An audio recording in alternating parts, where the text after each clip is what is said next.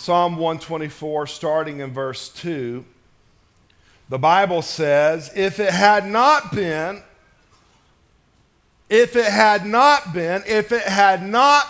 for the Lord who was on our side. When I started praying and thinking about this particular day and what God would have me share, I was walking through my kitchen and this verse dropped in my spirit, Mary. If it had not been for the Lord who was on my side, I would not be here today. I don't know how many of you have that same story. I would not be here today, but God was on my side. God has been faithful. God has brought me to this moment. If it had not been the Lord who was on our side when people rose up against us, when the challenges seemed impossible, when everything looked like it was going to fall apart, then they would have swallowed us up alive. When their anger was kindled against us, then the flood would have swept us away. The torrent would have gone over us. Then over us would have gone the raging waters. Blessed be the Lord who has not given us as prey to their teeth. We have escaped like a bird from the snare of the fowlers. The snare is broken, and we have escaped. Our help is in the name of the Lord, who made heaven and earth. Somebody say, it would have, but it didn't. Now, I want you to think of a song that takes you back to a specific time or to a specific memory. Go ahead and get that song in your mind, because on the count of 3, I want you to shout out that song. It's a song that's going to take you back. Some of you are going to reveal how old you are. Some of you, Jimmy, you're going to reveal some of the situations that you may have been in. Because I'm waiting for you to say, Indigada Davida down there, Jimmy. So on the count of 3, shout out your song. 1, 2, 3. Isn't it amazing? Isn't it amazing how a song can take you back? You can be riding in the car, a song could come on the radio that you haven't heard in 30 years. Jimmy, it could be something you heard 70 years ago. It takes you back to that moment when you were only 25, you know.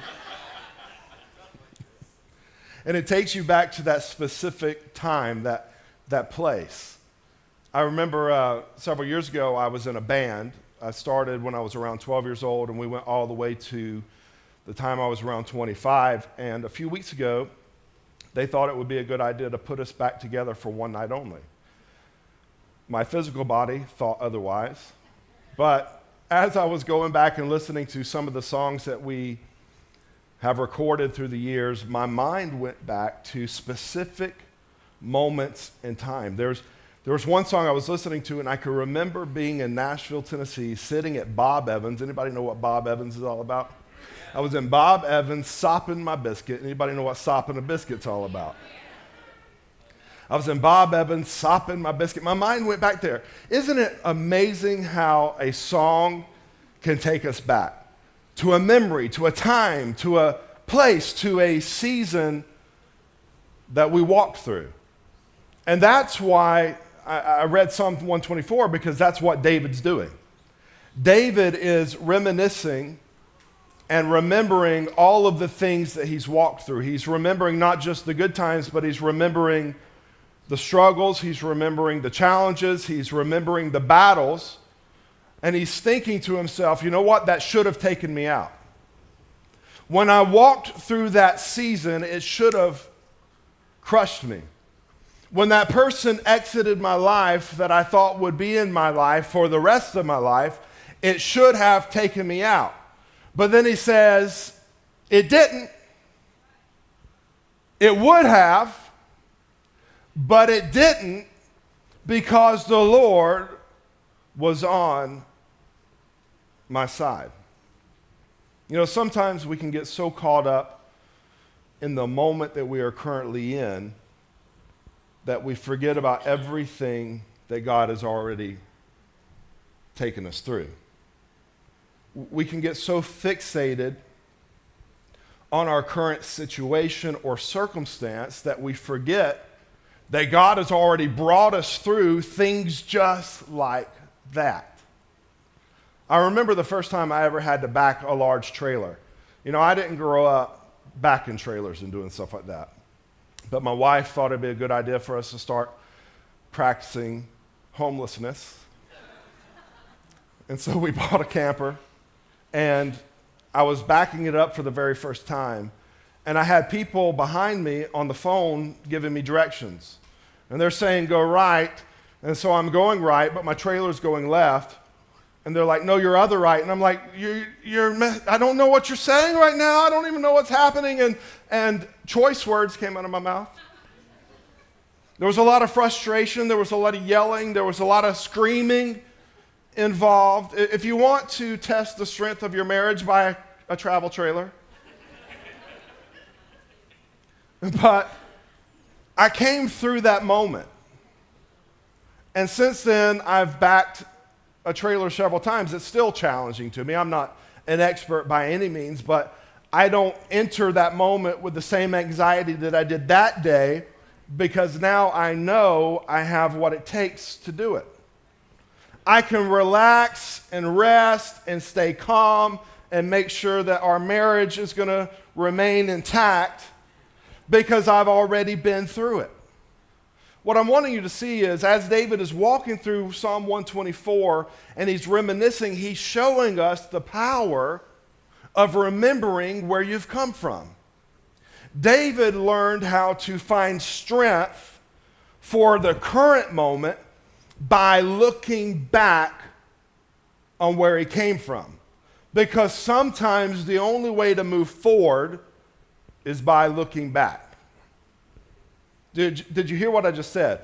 Sometimes the only way you can move forward is by looking back, because right now where you are, everything is so hazy that you cannot see a solution. You cannot think of a solution. But if I can look back to a moment that God has already brought me from that was similar to where I am now, then I can rest, I can relax, and I can move from this place of worry into a place of worship. Somebody say there's power in remembering. One of my favorite Psalms that David wrote was when he said, I would have lost heart, which means I would have given up. I would have fainted. When the problem came in, I would have walked away. I would have crumbled under the pressure unless I had believed that I would see the goodness of the Lord in the land of the living. Are you following that? I would have given up, but I believed that I would see the goodness of the Lord in the land of the living. Why was he able to believe the way he believed? Because he had the ability to look back and see what God has already brought him through. He's already learned that God is a faithful God because he's already brought him through some situations that he thought was going to crush him. And he says it would have, but it didn't, because the Lord was on my side. And if the Lord was on my side then I can believe now that he's still with me, and I'm going to see the goodness of the Lord right here, right now in the land of the living. That's got to be your attitude in life. I am going to see the goodness of the Lord in the land of the living, because I remember some stuff he's done. I remember some things he's brought my family through. I remember some moments, some desperate moments in my life where he rescued me, where he showed himself strong on my behalf. And so if he did it then, I have to believe that he will do it again. And as I remember, it gives me the strength for the moment. When David goes to face Goliath, everybody around him saying, you can't. You don't have what it takes. You're just a little boy, and Goliath is a man of war. And David could have crumbled under the opinions of the people. He could have allowed fear and worry to settle in and start thinking, you know what, maybe they're right. Maybe this one is the one that is going to take me out. Have you ever been in a situation in your life where you're like, maybe this is the one? Like this is the big one, like Red Fox?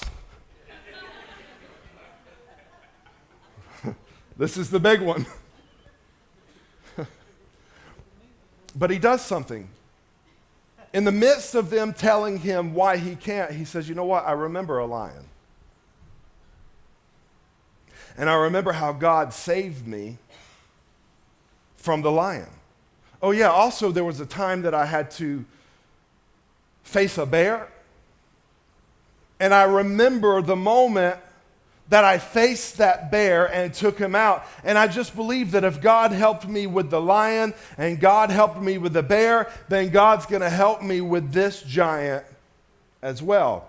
Because I remember. Are you getting this? Remembering has the ability to move you from that place of worry into worship because you've already seen his faithfulness.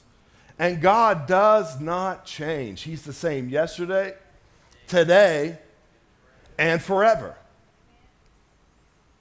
A few days ago, I was reviewing the video that we showed this morning for our 10-year anniversary. And as I was watching it, obviously, that video is a highlight reel of just a few of the moments that we've experienced over the past 10 years. It's nowhere near a complete picture, but it's also some of like the high moments, you know, like building a building or having a first service or watching your kids sing. And that's all wonderful. I love remembering the highlights in my life, but as I was watching the video, I also remember all of the struggles that we've had to go through as a church to still be here today. Josh, I was thinking about some of the crisis that you guys have had to walk through in your life personally, but you're still here because the Lord was on your side. Debbie, you're still here because the Lord was on your side. When you thought, Debbie, I'm talking to you, everybody else, y'all just excuse me. Debbie, when you thought life was over, that there was no way to move forward, you made it through because the Lord was on your side. And that is the story for every single person in this room. You are here today doing what you're doing because the Lord is on your side. So, you know, it's great to remember the highlight reels in our life, but sometimes we got to go back and remember the stories behind the reel. It's great to remember the moment we took out the giant, but we need to remember the struggle that God brought us through that got us to that moment to where we could say, this giant's going to fall. You know, it's great to celebrate a physical healing in your life. If God's ever healed you, it's great to remember your healing, but it's also great to go back and remember the disappointment of the news that you got from the doctor and the moment that you thought, I don't know how this is all going to work out, and it leads up to that moment of God stepping in, showing up, and doing something amazing, and so you remember it all. And it leads you from worry into worship. It gives you the strength and the endurance you need for the current moment. Because when you're in the current moment, it's tough to navigate the current moment without the knowledge of here. My dad always said, hindsight is 20/20. So sometimes it's difficult to see here, but I can always look back with clarity. Oh, come on, somebody. You got to hear this today. Because some of you, the victory you need now is somewhere back there. Somewhere back here, you can reach out and take hold of a past moment where you saw God work and pull it into your now. And move from that worry and that anxiety and that fear and that pressure into a place of worship where you go, God, you are so faithful and good and kind And the more I step into that atmosphere of worship, the less aware I become of the problem that I felt like was going to crush me. Somebody say there's power in remembering. Revelation chapter 12, verse 11 says that we overcome by the blood of the Lamb. So let's stop there. First, our victory is because of his blood. We can because he did. The Bible says that I can do all things through Christ who strengthens me. So I stop right there and pause and say my victory is because of his blood. I can because he did. I can do all things because he strengthens me. So that's part of it. It is his blood, but it's also, he says, the word of your testimony.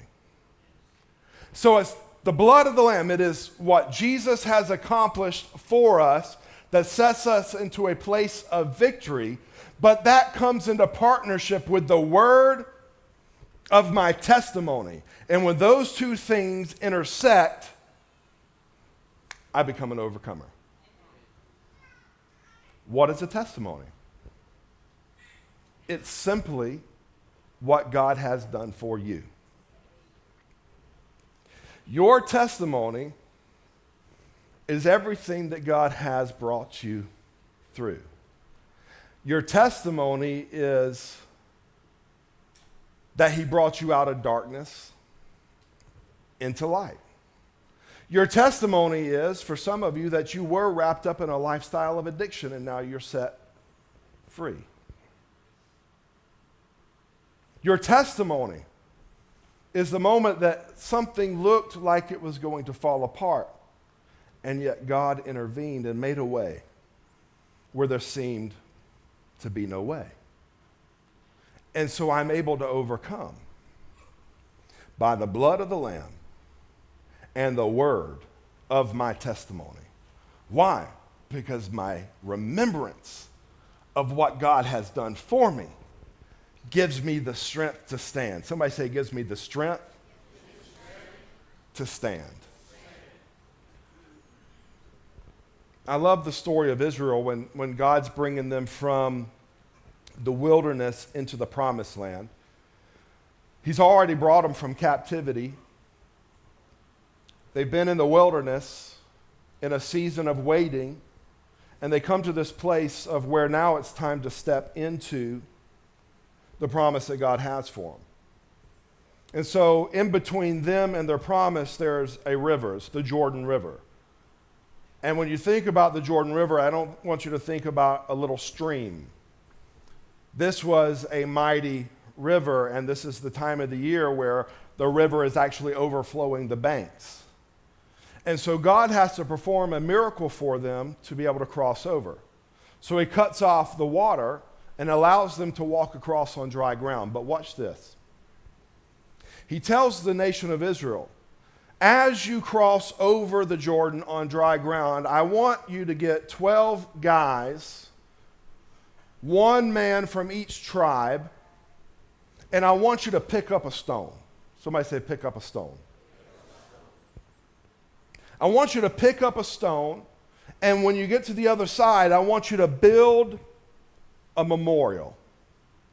I want you to build a place of remembrance. Why does God do that? Well, if you read on in the story, you'll see that God says this is for future generations. See, the problems that you have faced in your past aren't the only problems you're going to have.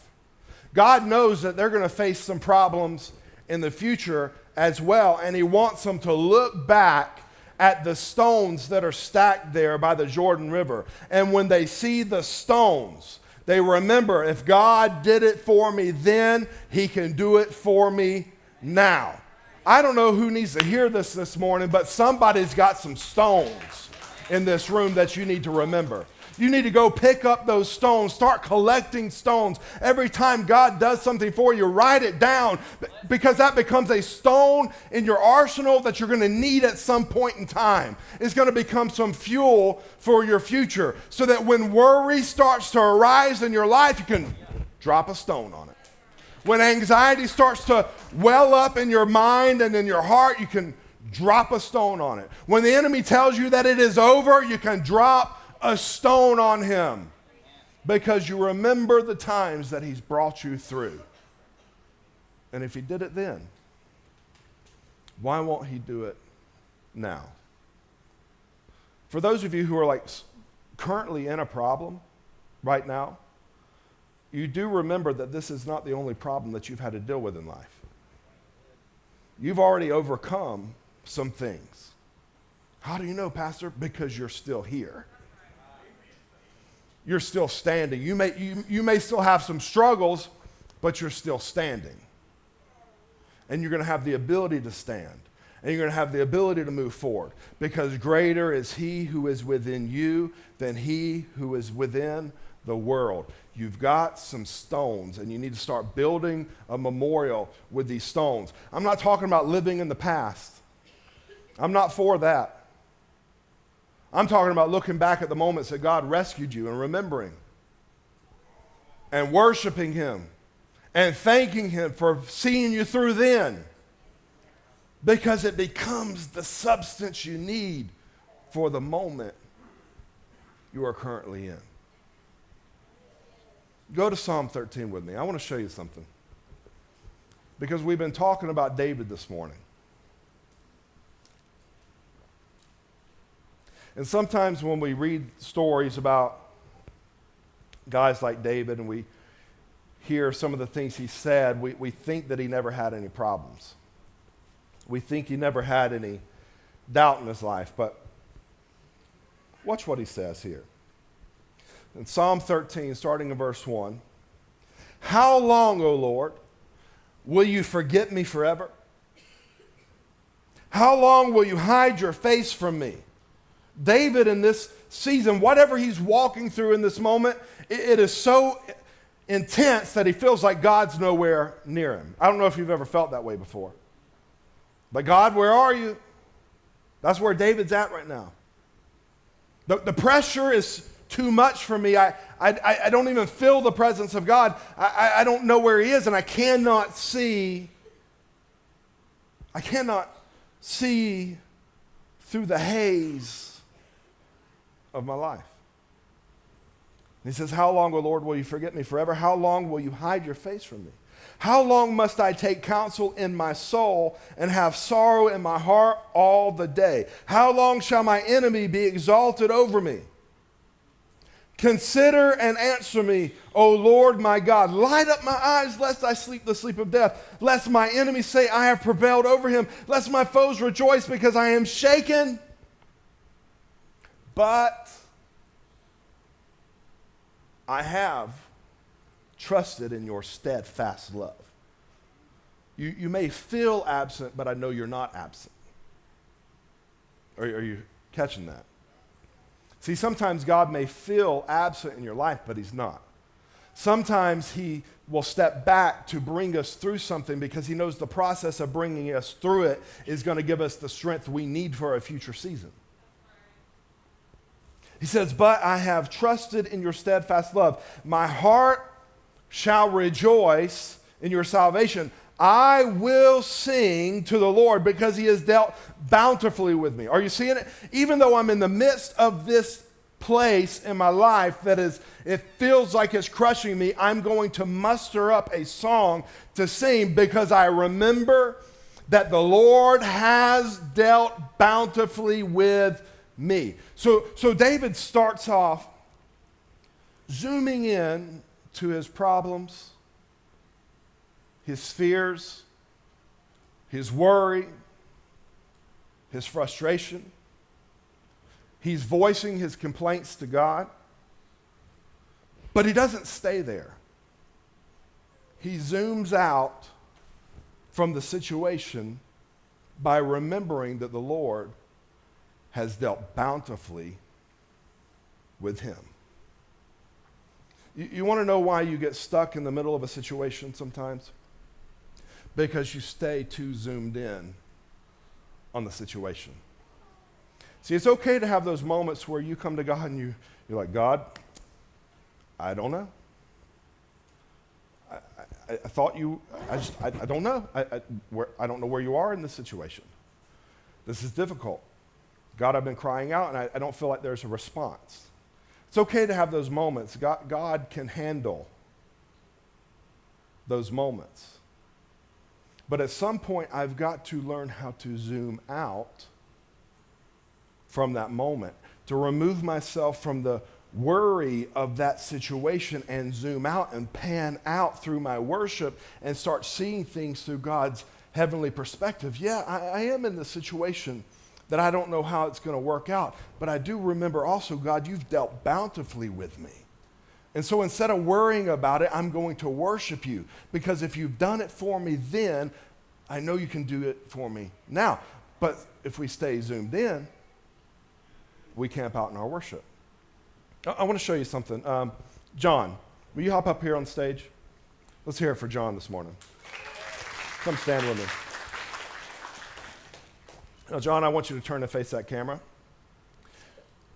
Wave to that camera, say hello. And I'm going to ask that you would take that shot. Now, John, don't let this go to your head, because you're going to be famous. It's a tough cross to bear, my friend. Can't even go to a Mexican restaurant with somebody saying, hey, I've seen you on TV.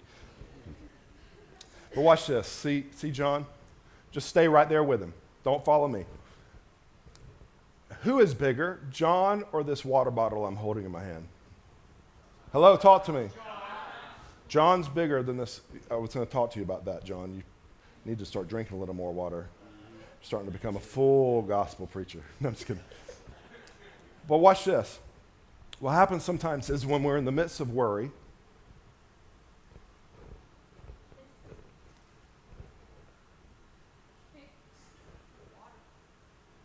are you following this? When we're in the midst of the worry, what looks bigger now, the water or John? The water. Why? Because I'm zoomed in on the water bottle. That's what happens when we fixate on our problems. When we get wrapped up in our worry, all we see is the problem. Remember last week I told you that worry is actually worship in the wrong direction? See, both will bow a knee. Worry will bow your knee to the problem. Worship will bow your knee to God. Worry will magnify the problem, but worship will magnify your God. So what happens is, as I begin to worship, I begin to zoom things out and put them back into proper perspective. Are you following that? That's the power of your worship. Thank you, John, for helping me.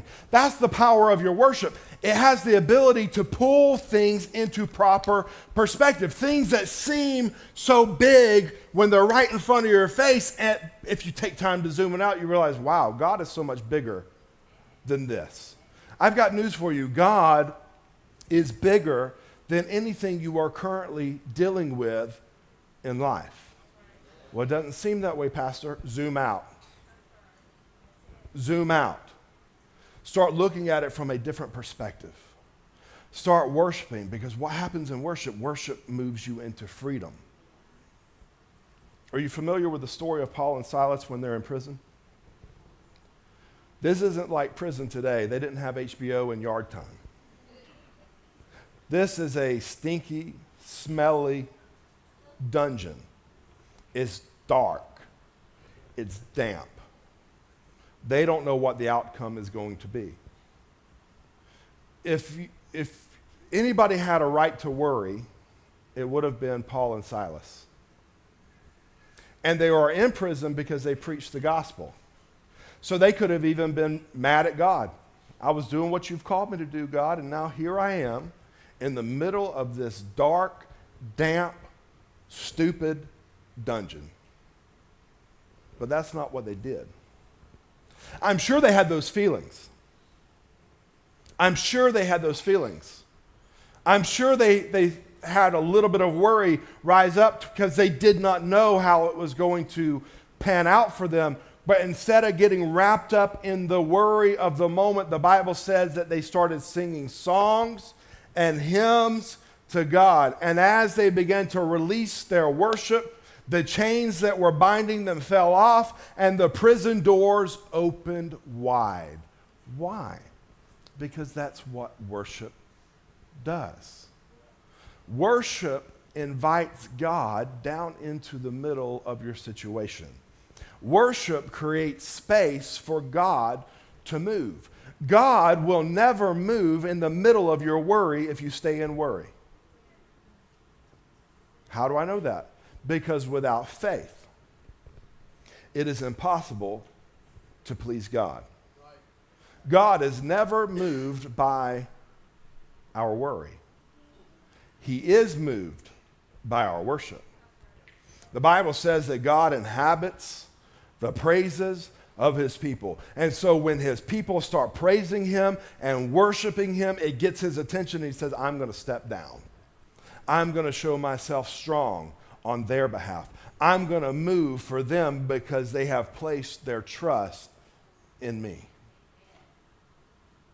What are you going through today? As an individual, it's just me and you now. Those who are watching online, it's just me and you. What are you going through right now? You have the option to deal with what you're going through in worry or worship. The choice is yours. I told you last week, we do not get to choose the seasons that we're in. I wish that we could, but we can't. We don't know what tomorrow holds.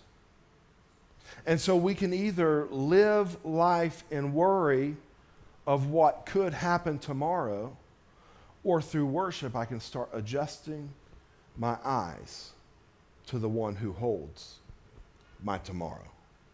How do I do that? In the middle of crisis, how do I do that? See, it's easy to talk about it when you're not going through something, but when you're in the middle of it, I've got to be able to look back. And as I look back, I can bring it into my moment. And I can hold on to that in my moment and use that as the fuel I need to worship, the fuel I need to praise, the fuel I need to build some faith to move me through. But the decision is ours. The decision is yours. Do you live as a worrier, or do you live as a worshiper? Well, that's the end of our online experience, but listen, your journey is not over. We believe that God has a purpose, a plan, and a destiny just for you. And we've put together some resources here on our YouTube channel that we believe will help you step into that future He has for you. So take a moment, look around, let us know what you think. And if you have a prayer request, please send it to info@activationonline.org, because we would love to pray with you. Well, until next week, have a wonderful day.